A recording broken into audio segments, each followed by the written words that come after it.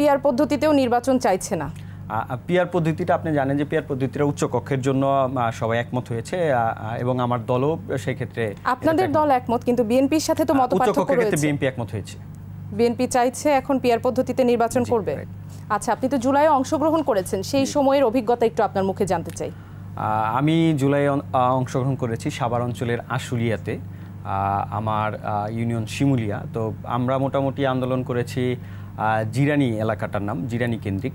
তো সেখানে সবচাইতে ভয়ের ঘটনা ঘটে হলো 4 তারিখ।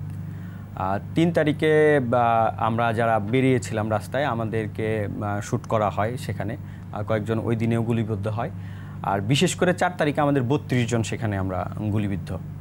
আর এই গুলিটা মানে কোনো রাষ্ট্রীয় বাহিনী না, আমি এই তথ্যটা হয়তো অনেকেই জানে না। আমার ওই অঞ্চলে যাকে দরবেশ হিসেবে আপনারা চিনেন, ব্যাকসিমপুর যিনি মালিক সালমান এফ রহমান, উনার একটা প্রতিষ্ঠান আছে আমাদের ওখানে।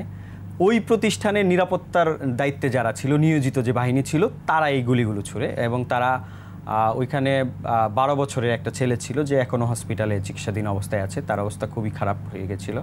তো আমরা 32 জনকে ওই দিন আর কি আমাদের আহত করে গুলি করে আর কি। আর এরপরে 4 তারিখে যে বিষয়টা সবচাইতে আনন্দের যে ব্যাপারটা হয় বিকেলের দিকে, আমরা মোটামুটি 4 তারিখে আওয়ামী লীগকে ওখান থেকে হটিয়ে দেই আর কি। 4 তারিখেই আমরা মোটামুটি ওখানে বিজয় মিছিল করি। কিন্তু 5 তারিখে হাসিনা পালাবে এই ব্যাপারটা আমাদের জন্য আর কি ওই মুহূর্তে আমরা জানতাম না। তো পরবর্তীতে আমরা আর কি যখন লং মার্চ টু ঢাকাতে আসতেছিলাম, আসার পথে আমি রাস্তায় জানতে পারি আসলে যে হাসিনা পালিয়েছে। প্রথম প্রতিদ্বন্দ্বিতার শিকার হই বাইপালে, যেখানে আপনারা দেখেছেন যে হাসিনা পতনের পরে আমাদের 6 জন ছাত্র ভাইকে পুড়িয়ে দেওয়া হয়েছে। ওই লাশগুলো আমি 6 তারিখে থানা থেকে বের করেছি। হাসিনা পতনের পরে কারা এই ধরনের এই যে লাশের কথা বলছেন, কারা এই আক্রমণগুলো চালিয়েছিল? আচ্ছা, হাসিনা পতনের পরে আশুলিয়া থানা পুলিশ সাথে আওয়ামী লীগের লোকজন ছিল থানার ভিতরে যারা অবস্থান করতেছিল।